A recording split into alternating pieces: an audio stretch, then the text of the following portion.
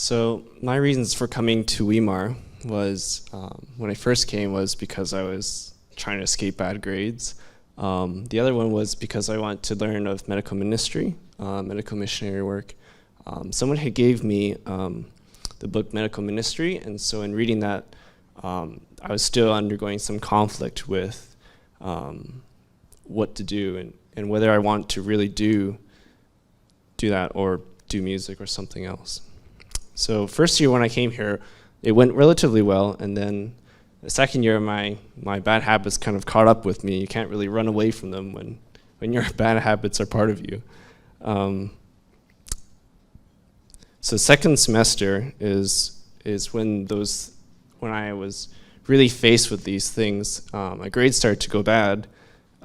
They weren't extremely bad, but they were pretty bad, and well, I guess anyhow.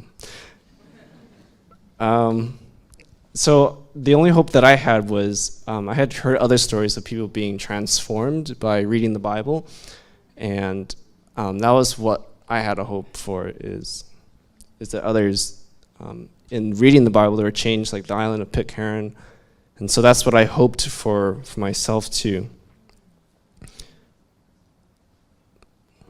I'm really thankful to Weimar for its spiritual influences. Community college is a little different than that. They don't have spiritual influence, of course. And if they do, well, you kind of want to stay away from it.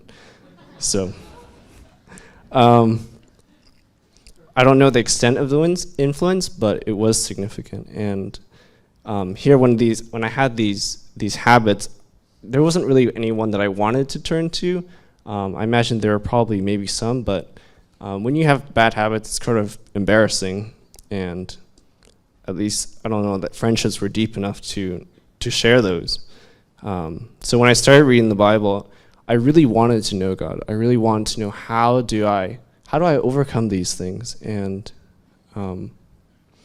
these verses came to mind when I was studying. I chose Romans because I had read the Bible through, and Romans was like, Paul was so confusing. I was like, I don't understand.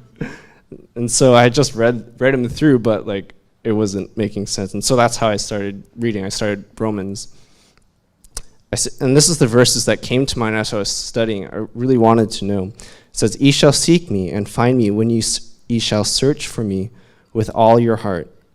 And then another one that came to mind, it says, "But without faith it is impossible to please him. For he that cometh to God must believe that he is, and that he is a rewarder of them that diligently seek him." And so throughout that, I was really studying, wanting to know. And for anyone who is struggling, I would encourage you to read Romans and really search the Bible. If you want to know God, he will find you. And he did find me, at least. So then other verses came to mind as I was studying. I was probably through a couple chapters of it. I hadn't gotten to the Romans 8 part where it talks about this. But Psalms 51 came to mind where it says, "Create me a clean heart." And I learned that I can't do it on my own. I can't, through all the mental exercises, trying to develop algorithms to stop myself. It doesn't work that way. And the other one is how do I know I'm saved? And John 3:16 came to mind. And so that summer I was rebaptized. I'm really thankful to teachers and to those who've been in my life. There's a lot of things that I've had to learn, and I still have a lot ways to go, as do I trust. We all do, but anyhow. I'm trusting in him to keep me because I don't know what the future is, and through his grace I trust to finish the race. And so the verses that also fits, I guess, is, "Faithful is he that calleth you, who also will do it." And I wish for others to know, even though wherever we are, it's not about the future, it's about where we are and those around us, that they may be struggling with things that we don't know, and that they could use some of that good news. They could use some of that help that only Christ can give.